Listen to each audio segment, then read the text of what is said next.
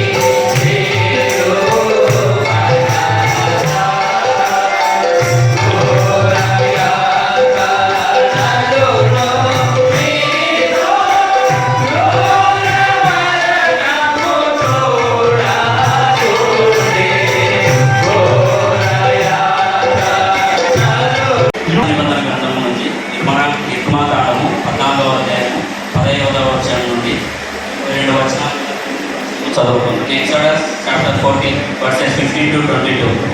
నిర్గమాకాండము 14వ అధ్యాయం 15వ వచనం నుంచి ప్రారంభం. అంతలో యెహోవా మోషేతో, నీవేళ నాకు మొరపెట్టుచున్నావు, సాగిపోవుడి అని ఇశ్రాయేలుతో చెప్పుము. నీవు నీ కర్రను ఎత్తి ఆ సముద్రపు వైపు నీ చేయి చాపి దానిని పాయలుగా చేయము. అప్పుడు ఇశ్రాయేలు సముద్రపు మధ్యను ఆరిన నేల మీద నడిచిపోవద్దు. ఇదిగో నేనే ఐగుప్తీయుల హృదయమును కట్టపరచుదును, వారు వీరిని తరుముదురు. నేను ఫరో వలనను అతని సమస్త సేన వలనను అతని రథముల వలనను అతని గుర్రపు రౌతుల వలనను నాకు మహిమ తెచ్చుకొందును. నేను ఫరో వలనను అతని రథముల వలనను అతని గుర్రపు రౌతుల వలనను మహిమ తెచ్చుకొన్నప్పుడు. కొరింథీయులకు రాసిన మొదటి పత్రిక 15వ అధ్యాయము 50వ వచనం నుంచి ప్రారంభం. సహోదరులారా, నేను చెప్పున్నది ఏమనగా, రక్త మాంసములు దేవుడి రాజ్యము స్వతంత్రించుకొనేరు, క్షయత అక్షయతను స్వతంత్రించుకొనేరు. ఇదిగో మీకు ఒక మర్మము తెలుపుచున్నాను, మనమందరము నిద్రించము, కానీ నిమిషంలో ఒక రెక్కపాటున కడబూరం రోగగానే మనమందరము మార్పు పొందుదుము. బూరము రోగును, అప్పుడు మృతులు అక్షయముగా లేపబడు, మనము మార్పు పొందము. క్షయమైన ఈ శరీరము అక్షయతను ధరించుకొనవలసి ఉన్నది, మత్యమైన ఈ శరీరము అమర్త్యమును ధరించుకొనవలసి ఉన్నది.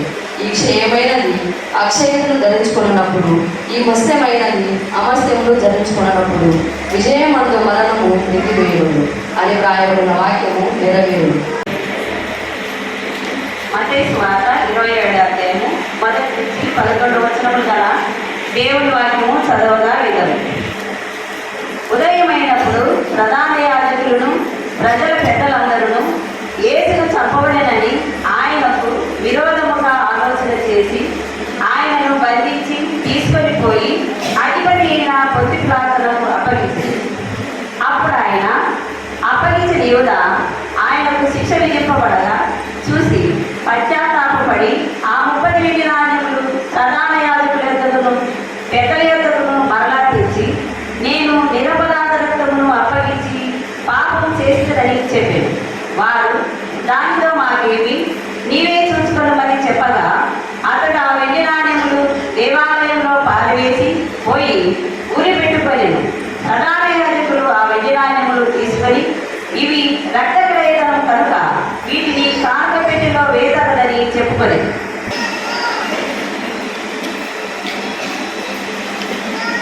ప్రేమించే క్షమించే శాంతిపూర్ణమైన ప్రేమ చేత మీ కుమారుడు యేసు వారిని మా మధ్యలోకి పంపి ఆయన ప్రాణమును మా అందరి కొరకు బలియర్పణ కావించిన మా ప్రియ పరలోక తండ్రి మీకు వందనములు. శుక్రవారం వేళ సంఘముగా మేమందరం ప్రభువైన యేసు వారి మరణ శ్రమను జ్ఞాపకం చేసుకుంటూ సంఘముగా మీ కార్యంలో కూడి వచ్చుకుంటున్నాం. మీ నడిపింపు ధ్యానంలో మీ యొక్క తండ్రి మరి ఆత్మ వివరణలు మాకు వినిపించమని మమ్మల్ని బలపరిచి అర్థవంతముగా మీ యొక్క ధ్యాన సందేశమును మాకు క్లుప్తముగా వినిపించమని మాట్లాడబోయే ప్రతిజ్ఞను దీవించమని యేసు నామములో ప్రార్థించుచున్నాను తండ్రి. ఆమేన్. దేవుని ప్రేమైన రామేశ్వర సంఘమా, దేవుని క్రైస్తవ సంఘమా, విశ్వాసులారా, ఈ యొక్క విశిష్టమైన శుభ శుక్రవారం దినమున ప్రేమతో మీ అందరినీ మరొకసారి విలువైన అమూల్యమైన లెక్క కట్టలేని ఈ ప్రపంచంలో మానవులుగా పిలువబడి ఎవ్వరు కూడా ఎన్నడూ కనీసము ఇదిగో ప్రయత్నించడానికి కూడా ధైర్యము సాహసము చేయలేని అమోఘమైన జాతి దినము ఈ దినము మామూలు శుక్రవారము. ఇది గుడ్ ఫ్రైడే ఎందుకైందంటే అనేక శుక్రవారాలు మనం చూస్తుంటున్నాం. సంవత్సరంలో 52 వారాలలో మనం చూస్తే మరి ఇదిగో అనేక శుక్రవారాలు మనం చూస్తుంటున్నాం. ఎందుకు ఈ శుక్రవారం భిన్నమైనది? Why is this Friday different from other Fridays?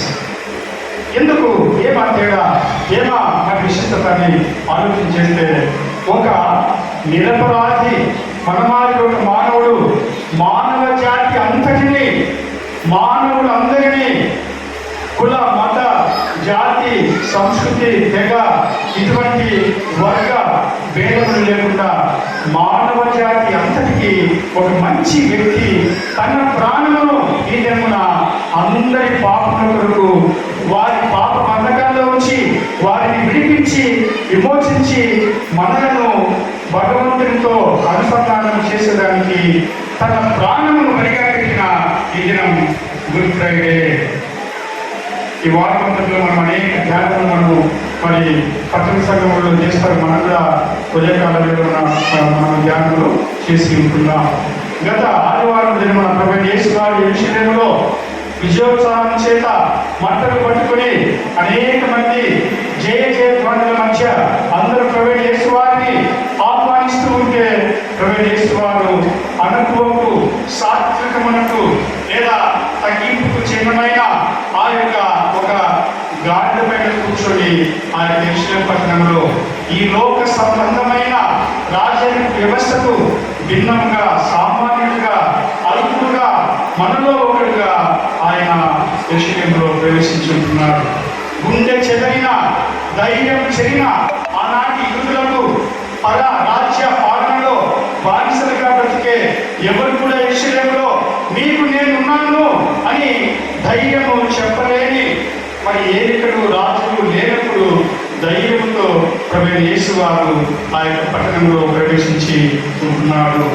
తదనంతరం మరి భ్రష్టు పట్టిన కేవలము వ్యాపార వాణిజ్య క్షిపణి సంస్కృతిని ప్రభువైన యేసు వారు ఆలయంలో కనుక్కొని ఇది దేవుని మందిరము అని దేవుని మందిరము ఆయన ప్రక్షాళన కావించుకుంటున్నాడు. Jesus cleansed, revamped. ముఖ్యంగా శిష్యులను ఆనాటి శాస్త్రులు పరిసయ్యులు ఎవరైతే మేము ఇదిగో మత శ్రేష్ఠులము, మతంలో మేము ఇదిగో మీకేంటి వారు మాకు సాటి ఎవరిని మత నిష్ణాతులుగా చెప్పుకునే పరిసయ్యులను శాస్త్రులను ప్రభువైన యేసు వారిని ఉద్దేశించి అయ్యో మీకు శ్రమ, అయ్యో మీకు శాపం అని చెప్పేసి మరి సర్వసాధారణంగా వారు చేసే చిన్న చిన్న తప్పు పనులను ప్రభువైన యేసు వారు ఖండించి అంజూరపు చెట్టు వలె చూసేదానికి గుంపులుగా పచ్చగా ఉంది కానీ ఒక్క పదం కూడా లేదు. మనం కూడా ఈ యొక్క ఒట్టి కుండల మాదిరి, ఓటుపోయిన కుండల మాదిరి ఇదిగో ఇదిగో నటనా జీవితంలో నకిలీ జీవితాన్ని జీవిస్తూ ఉంటే ఏది నిజం కాదో మరి అటువంటి అవాస్తవమైన కల్పిత ప్రపంచంలో మనం జీవిస్తూ ఉంటే ముఖ్యంగా మన యొక్క నటనను చూసి యేసు వారు ఖండించిన పరిస్థితి. మూడవ దినమున ఆయనను మరి అభిషేకించి ఉంటున్నాడు. క్రీస్తు అన్న మాటకు అభిషిక్తుడని అర్థము. మరి విలువైన నూనె పోసి అచ్చాజటమాలు తీసుకొని ప్రభువైన యేసు వారిని అభిషేకము చేసినట్టు మనం చూస్తుంటున్నాం.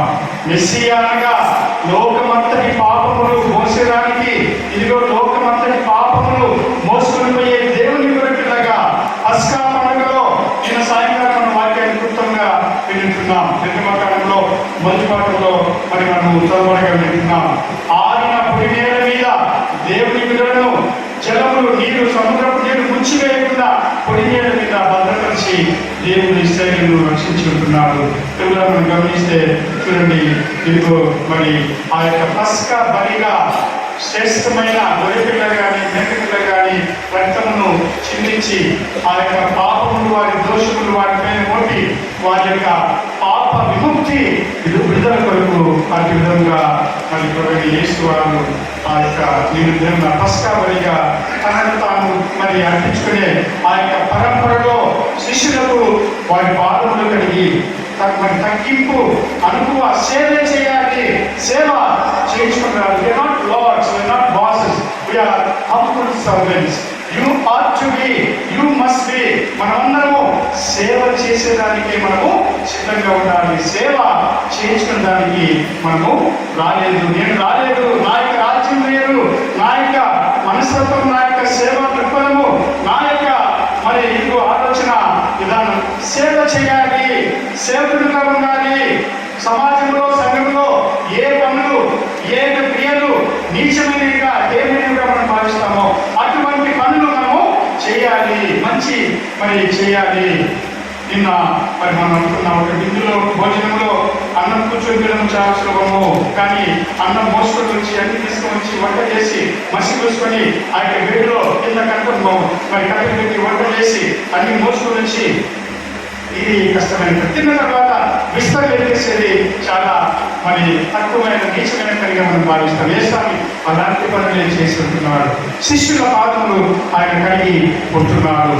అనుకువ తగ్గింపును గురించి సేవనే మరి ధ్యేయంగా, సేవనే మరి ప్రధానంగా ప్రభువైన యేసు వారి ఎన్నుకొని శిష్యులకు తన యొక్క తదనంతరం తన తర్వాత ఏ విధంగా వారు సేవ చేయాలో ఈ యొక్క సప్త ఖండములలో భిన్నమైన ఈ లోక సంబంధమైన రాజ్యం కాకుండా అధికార దానం లేకుండా ఆ విధంగా ప్రవేశించి వారు సేవా దృక్పథంతో ఒకరినొకరు మీరు సేవ చేయాలి అని ఈ యొక్క మాటలు శిష్యులకు చెబుతూ యావత్ ప్రపంచానికి ఆయన మేలుకొలుపు మాటలు చెప్పి ఉంటున్నారు. చివరిగా అన్యాయపు తీర్పు పొందిన వాడే ఉదయం నుంచి పొత్తిపిలాల దగ్గర మరి ఆయన శ్రమలు ప్రారంభము అయిపోతుంది.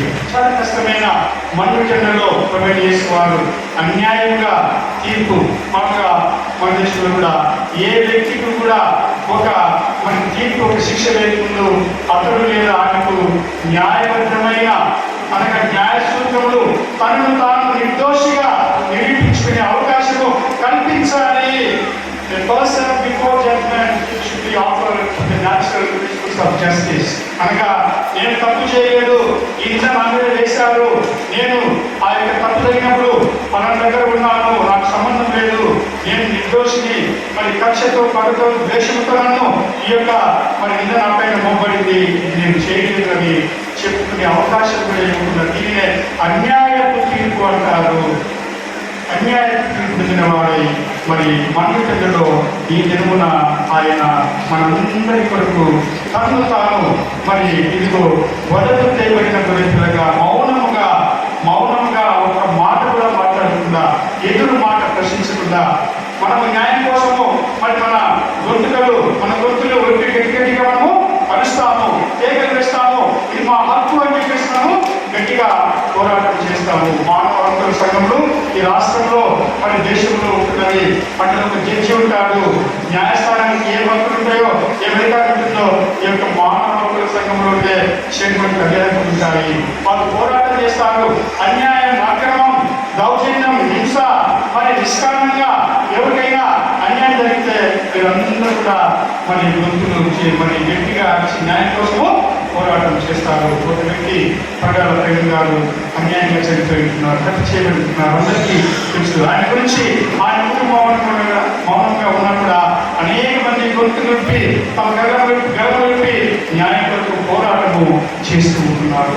అయితే ప్రభు యేసు వారి విషయంలో ఆ విధంగా ఆయన ఎప్పుడు కూడా కేవలం వేయలేదు, అరవలేదు, మౌనముగా నిశ్శబ్దముగా ఆయన మౌనమే కొన్ని లక్షల టన్నుల శబ్దమును అది మరి భూ ప్రకంపనలు కలిగించి ఉంటున్నది. Sometimes silence is very, very powerful. Through silence we speak. అమ్మా నాన్నలు కానీ పిల్లలు కానీ వారికి ఇష్టమైనది మరి నచ్చకపోతే ఏం మాట్లాడరు, మౌన దీక్ష వారు ఉంటారు. మౌనం ద్వారా వారు వారి యొక్క నిరసనను తెలియజేస్తారు. చాలా మంది మరి వారి యొక్క మనకు నలుగురు బ్లాచీలు వేసుకొని మరి నలుగురు ప్లాస్టర్స్ వేసుకొని మేము నిరసిస్తున్నామని చెప్పేసి వారు వారి దగ్గర చూపిస్తారు. మౌనమే పోరాటము. ప్రభు యేసు వారు కూడా మౌన పోరాటంలో అనుకువగా తగ్గింపుగా మనందరి కొరకు మొయ్యరాని శిలోబాలు మోసి రకరకముల శ్రమలు ఆయన పడి ఉంటున్నాడు. కాబట్టి ఆయన పడుతూ లేస్తూ ఆయన శివుని మొయ్యలేక తల్లిని చూచి మరి బంధువులను చూసి మరి ఇరువైపు దొంగల మధ్యలో శిలువ పెడితే అనేక శ్రేష్టమైన మాటలు ఆయన మరి 7 మాటలు మాత్రమే లిఖించబడుతున్నవి. ఈ 7 మాటలు మోక్ష మార్గములకు మరి పరలోక రాజ్యములకు సోపానం ఎత్తుగా ఒక్కొక్క మాట ఒక్కొక్క మరి పరలోక రాజ్యంలో ప్రభు చెంతకు వెళ్ళాలంటే ఒక్కొక్క మాటలో మరి ఒక్కొక్క మరి ఆ యొక్క ఆధ్యాత్మిక మెట్టును మనం ఎక్కే ఈ యొక్క అనుభవాన్ని మనకు దేవుడు ఇవ్వాలని 7 మాటలపై మాట్లాడే వ్యక్తులను కొత్తకు దేవుడు నడిపించి వారి ద్వారా మనందరికీ మరి నేరుగా వారి ఆలోచనల్లో వారిని సంధించి దేవుడు ఈ దినమున మనకు ధ్యానంలో నడిపించాలని సాయం చేయాలని కోరుకుంటూ తండ్రి కుమార పరిశుద్ధాత్మ దేవుని పేరిట ఈ కొద్ది పలుకులను మరి దీర్ఘ మాటలు నేను ముగిస్తున్నాను. ఆమేన్.